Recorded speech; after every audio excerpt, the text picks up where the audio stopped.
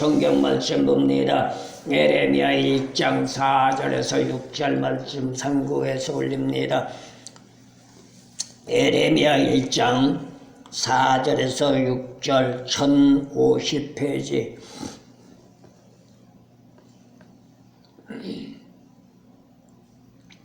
사절에서 6절 말씀 상고해 올립니다. 여호와의 말씀이 내게 임하니라.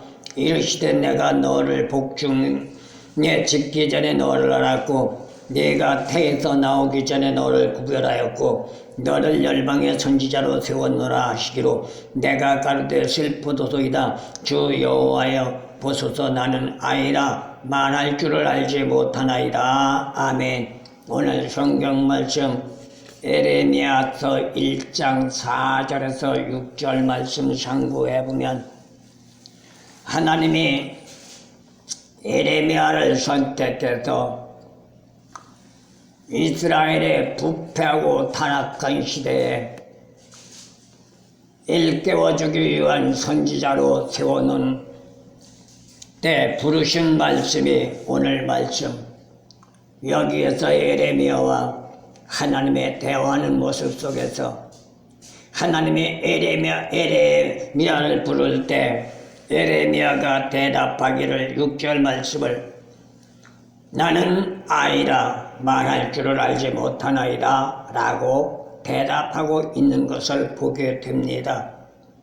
그런데 7절 말씀을 보면 뭐라고 말하느냐. 하나님은 말씀하시기를 너희는 아이라 하지 말고 내가 너를 누구에게 보냈는지 너는 가며 내가 네게 무엇을 명하든지 너는 말할지니라 라고 말합니다. 이것이 바로 하나님 앞에 부름받은 시대적인 사명자요 또한 복음의 전도자라는 것을 말합니다. 하나님 앞에 선택받은 사명자 복음의 전도자는 하나님으로부터 부름받는 순간부터 자기 생각, 자기 견해, 자기 사고를 가지고 하는 것이 아니라 오늘 본 말씀에서 말하는 것처럼 하나님이 주시는 말씀만 증거하면 되는 줄로 믿습니다. 그래서 오늘 성경 말씀의 주제를 선택된 자의 생활 삶이란 주제를 잡아봤습니다. 어떻게 보면 아이러니한 논제라고 말할 수 있습니다. 왜 그럴까요? 오늘날 세상을 돌아가는 것을 보면 종잡을 수 없는 시대라고 할 정도로 믿든 안 믿든 간에 상상할 수 없는 사고와 견해를 가지고 모두가 하나같이 자화자찬하며 살아가고 있는 시대입니다. 그것도 신앙이든 아니든 간에 다 똑같단 말입니다.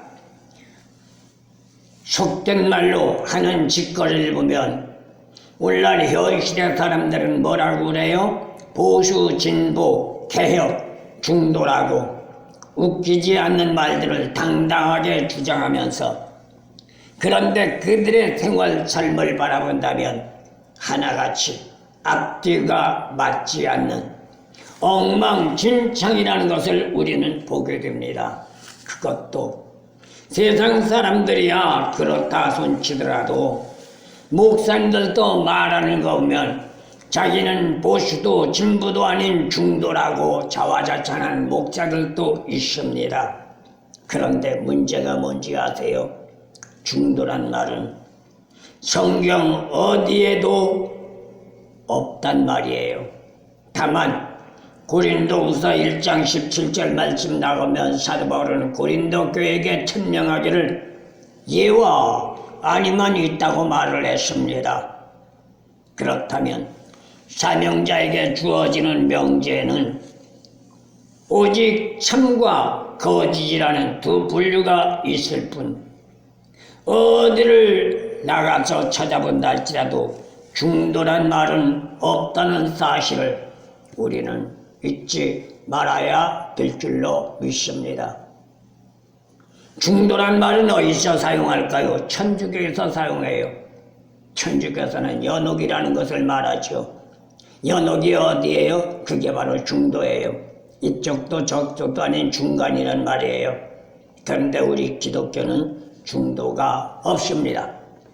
그렇다면 우리는 누가 뭐라 한다 할지라도 오늘 본 말씀 하나님이 에레미야에게 천명한 것처럼 너는 아이라 하지 말고 내가 너를 누구에게 보든지 너는 가며 내가 네게 무엇을 명하든지 너는 말할지니라. 이 말씀을 우리는 천명으로 받아들이고 순종하며 살아갈 수 있는 저와 여러분들 되어지기를 축원합니다. 그렇다면 오늘 본 말씀에서 주어지는 교훈을 먼저 생각해 본다면 어느 시대를 막론하고 선택되어 부름을 받은 자라고 할진대 하나님의 영광을 위하여 생명을 걸고 나가는 자를 일컬어 뭐라고 말하느냐? 사명자라고 말을 합니다.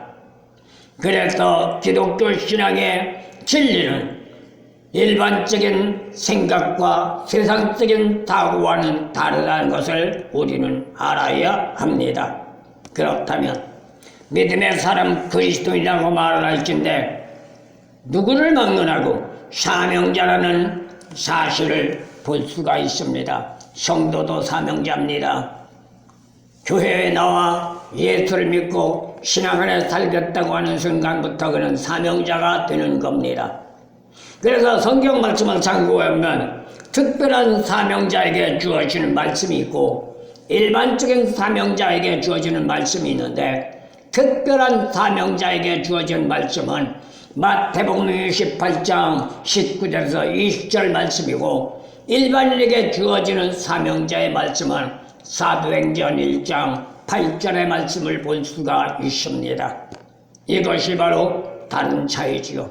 그런데 특별한 사명을 부여받은 자도 사도행전에서 말씀하는 사명의 척도를 지나야만이 사명자로서 선택받게 되고 사명자로서 일을 할 수 있다는 겁니다. 그렇다면 여기서 우리가 생각해 볼 것이 있다면 뭘까요? 믿음이라는 존재인데 믿음이라는 명제에도 두 가지가 있다는 걸 알아야 합니다. 하나는 인간 자신이 말하는 믿음이라는 신념이 있고 그건 인간들 자신들이 말하는 믿음이고 하나는 하나님으로부터 선물로 받은 믿음, 믿는 자로서 사명자로서 하나님 앞에 선택된 자로서 주어진 믿음을 바로 말하는 것입니다. 그런데 놀라운 사실이 하나 있다면 데살로니가후서 3장 2절 말씀을 나가볼 때 사도 바울은 데살로니가 교회에게 뭐라고 말하느냐? 믿음은 모든 자의 것이 아니라고 천명하고 있습니다. 그렇다면 교회에 올라온다고 다 믿는 자가 아니요 직분자가 됐다고 다 믿는 자가 아니요 또한 오늘날 흔히들 말하는 사명자가 되어 목사가 됐다고 해서 다 믿음에 있는 사람이 아니라는 걸 말해주고 있는 겁니다. 그렇다면 누가 믿는 걸까요? 사도행전 13장 48절 말씀을 나가볼 때 작정된 자만이 믿는다는 거예요. 그럼 누구에게 작정된 자냐? 내가 작정한 게 아니고 하나님이 작정해서 불러 선택하신 자. 오늘 본 말씀 에레미야를 하나님이 선택해 불러주신 것처럼 선택되어 택함받은 자가 믿음을 소유할 수 있다는 겁니다. 그렇다면 오늘 말씀을 참고해 볼 때 하나님은 에레미야를 어떻게 불러주셨다고요? 오늘 말씀해 보니까 기가 막힌 말씀을 말해주고 있습니다. 내가 너를 복중에 짓기 전에 너를 알았고 네가 태에서 나오기 전에 너를 구별하였고 너를 열방의 선지자로 세웠노라 라고 말씀하고 있는 것을 보게 됩니다. 이 말은 다시 말하면 창세기 전 하나님의 선택에 불러 세웠기 때문에 믿어 들어간다는 것입니다. 이게 오늘 본 말씀의 핵심이라고 말할 수 있습니다. 그런데 오늘 성경 말씀을 우리가 생각해보면 금방 말씀드린 것처럼 하나님은 에레미야를 복중에 짓기 전에 알았다고 말했고 태에서 나오기 전에 구별했다고 말했고 그런가 하면 한 가지 더 중요한 사실이 있습니다. 에레미야는 하나님이 이렇게 선택해서 불러 어떻게 쓰시려고 자국민에게 복음 전도를 하는 것이 아니라 이방인의 선지자로 세웠다는 겁니다. 그러나 사명자는 본인 자신이 되고 싶어서 되는 게 아닙니다. 내가 하고 싶다고 해서 하는 게 아닙니다. 내가 가고 싶다고 해서 가는 게 아닙니다. 그런가 하면 누군가가 가라고 해서 가는 게 아닙니다. 누군가가 떠밀어서 가는 게 아닙니다. 오늘날 현 시대 많은 사람들, 사명자라고 많은 사람들 보세요. 어떤 문제가 나와요? 예언자 앞에 가서 기도받고 당신은 사명자야, 당신은 신학교 가야 돼, 이래서 가는 사람들이 수두룩하단 말입니다. 근데 놀라운 게 뭔지 아세요? 그렇게 사명자라고 알고 신학교 간 사람들 치고 제대로 하나님의 일 하는 사람 별반 없습니다.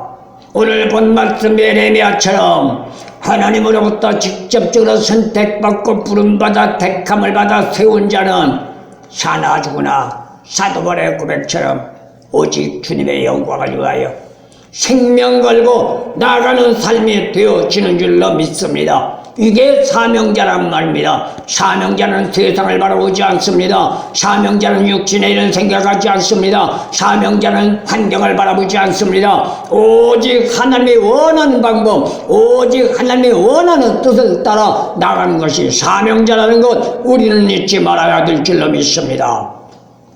그렇다면 오늘 말씀의 내용과 같이 만세전부터 선별해서 선택하여 불러세워 쓰임을 받을 수 있는 자만이 사명자의 길을 갈 수 있다.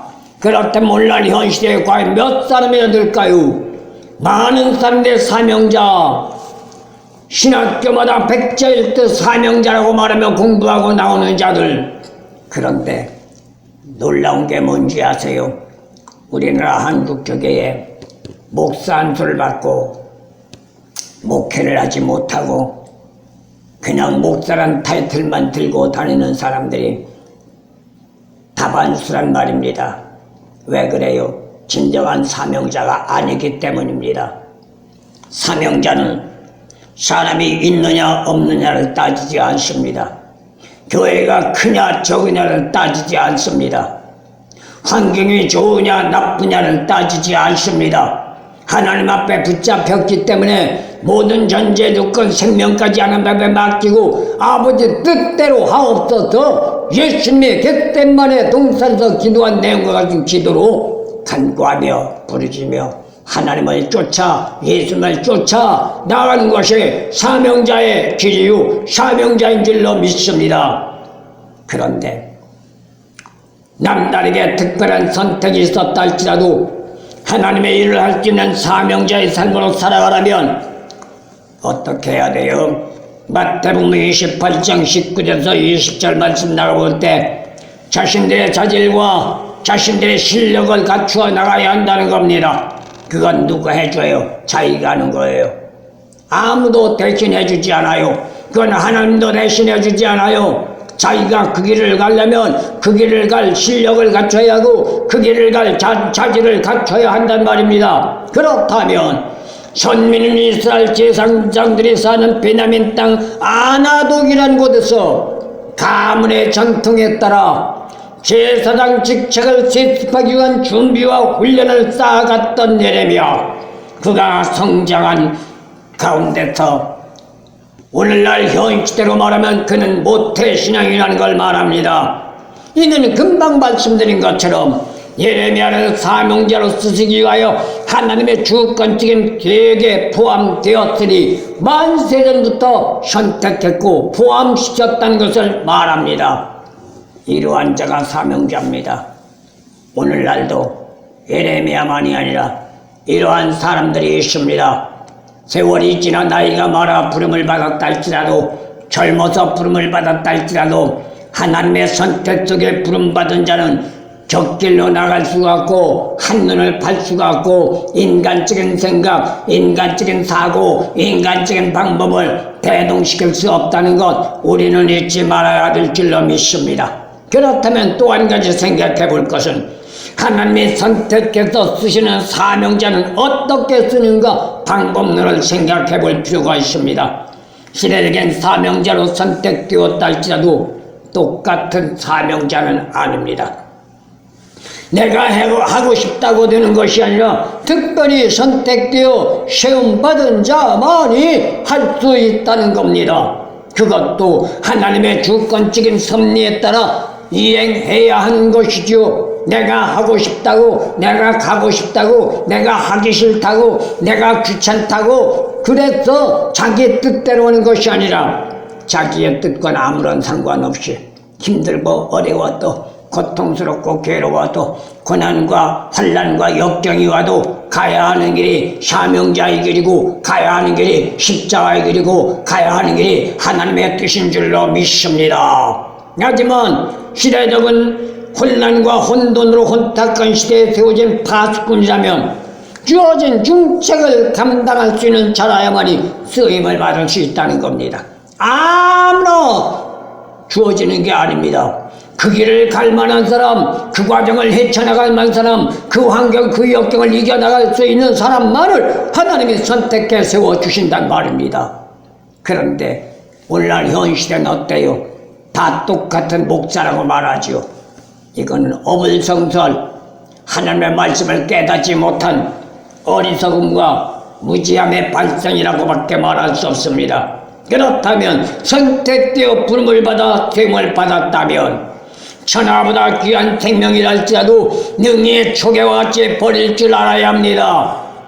하나님 앞에 맡기는 생명, 하나님의 뜻대로 사용되는 생명, 하나님이 원하는 대로 나아갈 수 있는 삶이라는 겁니다. 그러기 위해서 각오와 결단을 가져야 합니다. 선지자들과 사도들이 그런 사명이었습니다. 사실 선지자나 사도들이 부름을 받고 나설 때를 보면 인간 자신의 모든 것을 포기했고 오직 진리에 입각한 삶으로 지향할 것을 각오한 자인데 그 일례를 생각해 본다면 열왕기상 19장 19절에서 21절 말씀 엘리사를 보게 됩니다. 12결의에 밭을 갈던 엘리사, 엘리야가 와서 그를 부를 때 밭을 갈던 이를 팽개치고 자기의 소유의 소 결의를 제물로 삼아 그 소가 메었던 연장을 제물에 사용하는 화목으로 삼고 그리고 하나님 앞에 제사를 드리고 그 즉시 되돌아보지 않고 엘리사를 따라 생명 다할 때까지 하나님의 일을 한 것을 보게 됩니다. 그리고 마태복음 4장 18절에서 22절 베드로를 보게 됩니다. 예수님이 베드로를 선택하여 부르는 순간 그는 그물을 깊던 걸 팽개쳐버리고 가족도 환경도 여건도 돌아보지 않고 그 즉시 예수님을 따라 생명 다한 날까지 하나님의 영광의 길로 나아갔던 것을 보게 됩니다. 사실 이들은 부름받는 순간부터 인간적인 삶을 포기했던 겁니다. 특히 순례자의 길을 걸어가야 하는 사명은 수많은 역경이란 고난과 고통을 감내해가면서 고린도후서 1장 8절에서 사도 바울이 고백한 것처럼 산 소망까지 끊어지는 극한 상황까지 감당하며 나아가는 삶이 사명자의 삶이라는 겁니다. 그런데 사명자의 삶은 다양합니다. 에스겔서 3장 4절 말씀, 에스겔은 이방인들이 아닌 동족을 위해서 사명을 받았고 아까도 말씀드렸습니다.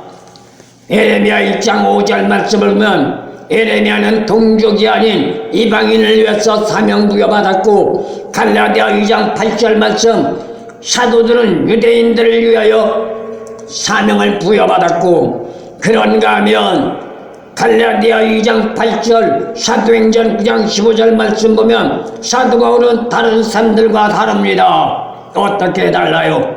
하나님의 사울을 바울로 변화시킨 이유가 있습니다. 이방인과 임금들과 이스라엘 자손들을 위하여 부르셨다고 했습니다.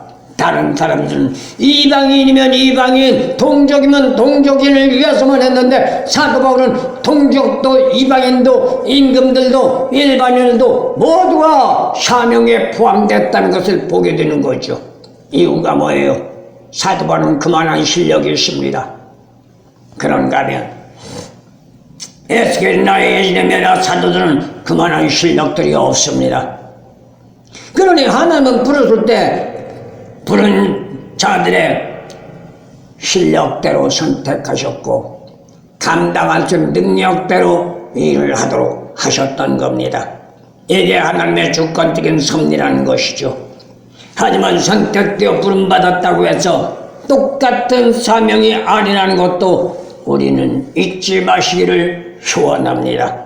마지막 말씀드린다면 오늘 말씀의 역사적인 배경을 생각해 볼 때 에레미야는 본인 자신이 원해서 부름을 받은 게 아닙니다. 그래서 6절 말씀에도 말하고 있습니다. 나는 아이라고 말할 줄 모른다고 라고 거부하고 있는 것을 보게 됩니다. 주권적인 섭리에 따라 강제로 소환된 자로 제사장 가문에서 태어나 제사장으로 자질과 실력을 갖추기 위하여 육신적인 안일과 안혹을 누릴 수 있는 보장을 포기하는 훈련을 통하여 실력과 자질을 쌓았던 겁니다. 이러한 예레미야는 요시야 13년에 하나님이 불러주셨고 시드기야 왕 11년까지 여호아스의 여호와긴 두 왕이 있었지만 기록되지 않았습니다. 여기에 또 우리에게 주어지는 교훈이 있습니다. 그렇다면 왜 여호아스와 여호야긴은 성경 말씀에 불러 기록되지 않았는가? 이들은 정적인 생명이 3개월간 단명으로 끝났다는 겁니다. 2절에서 3절, 역대하 36장 2절, 역대하 36장 9절 말씀을 보아 알 수 있습니다. 그러면 여기서 우리가 생각할 것이 있습니다. 하나님 앞에 부름받은 사명자일지라도 진정으로 하나님의 일에 영광을 돌리지 못하며 하나님의 선택된 자랄지라도 거기에서 해당되지 않는 것이죠. 그것이 문제라는 겁니다. 분명히 부름은 받았는데, 분명히 선택은 받았는데, 쓰임을 받는다고 했지만 그냥 순간적으로 쓰임받고 끝나는 생명. 그 이유는 누구예요? 본인들의 잘못이에요. 본인들의 불찰이라고요. 그러면 사명자의 선택에서 탈락됩니다. 이게 심각한 거죠. 그렇다면 예레미야를 볼 때 요시야 왕 때 역대하 34장 1절 말씀을 18년 동안, 여호야김 왕 때 역대하 35장 5절 말씀을 볼 때 11년 동안, 시드기야 왕 때 역대하 36장 11절 말씀을 볼 때 11년. 그렇다면 예레미야가 선지자로 하나님 앞에 선택되어 부름받고 세움받아 하나님의 일을 한 기간은 자그마치 40년하고도 6개월이 걸렸다는 겁니다. 특히 선지자란 순례자로 고난의 행군을 강행했지만 끝내는 어떤 문제가 나와요? 자유라는 세상의 축복을 영위하는 복된 자가 예레미야 40장을 나가보게 됩니다. 이것이 사명자의 소망이자 꿈이고 바람이고 예수 믿는 자의 소망이요 꿈이요 바람인 겁니다. 진정한 예수 복음의 믿음은 현실의 축복이 아닙니다. 오늘의 안일과 오늘의 안욕이 아닙니다. 저 천국의 축복입니다. 저 천국의 안일과 안욕입니다. 이 땅에서는 힘들고 어려워도, 이 땅에서는 고통스럽고 괴로워도 참고 인내하며 끝까지 견디어 나가는 신앙의 삶으로 전진해 나갈 때 예레미야가 40년 6개월 동안 고난과 역경과 고통에서 정말로 죽을 수밖에 없는 상황 여건에 처했었지만, 그래서 하나님 앞에 고백하기를 나의 어머니가 나를 그 밤에 받아주지 않았던들, 어머니의 무릎이 나를 받아주지 않았던들, 그 밤이 날이 새지 않았던들, 이러한 푸념까지 해가면서 견딘 결과가 40장에 나가서 볼 때 자유와 물론은 축복이 주어졌던 겁니다. 선택되어 불러주신다 할지라도 이렇듯 하루아침에 축복이 오는 건 아니라는 겁니다. 시간과 세월이 흘러야 합니다. 그 일례가 우리는 모세를 보게 됩니다. 이스라엘 백성들이 애굽의 압제에 끔찍한 430년의 세월을 몸부림치고 기도할 때 하나님은 이스라엘 백성들의 기도에 응답해 주셨는데, 출애굽기 1장에 나가서 보면 모세는 핏덩이를 응답으로 보내주셨단 말입니다. 만약에 오늘날 우리에게 힘들고 어려운 과정 속에 하나님 앞에 몸부림치며 피를 토해가며 기도할 때 핏덩이와 같은 어린아이를 응답으로 보내주셨다면 누가 응답이라고 할 거예요? 누가 축복이라고 할 거예요? 한 사람도 받아들이지 않고 한 사람도 믿지 않을 겁니다. 이것이 하나님의 역사라는 것이죠. 하지만 출애굽한 이스라엘 백성은 갈렙과 여호수아에는 모두가 광야의 고원이 되었고, 이유가 있다면 그들은 생활 삶이 변화되지 않자 세상에 환경이란 전제에 매료됐기 때문입니다. 오늘날도 마찬가지입니다. 광야 40년 이스라엘 백성처럼 오늘날 많은 사람들이 믿는다고 말합니다. 말씀대로 산다고 말합니다. 그런데 생활 삶은 변화되지 않았습니다. 여기에서 문제가 뭐예요? 우리가 예수를 믿고 신앙의 삶을 받고 성령과 은혜를 받았다 할지라도 삶의 생활이 변화되지 않으면 출애굽 40년 광야 생활에 이스라엘 백성처럼 가나안을 들어가지 못하고 사막의 고원이 되어 지옥 갈 수밖에 없다는 것 잊지 마시기를 축원합니다.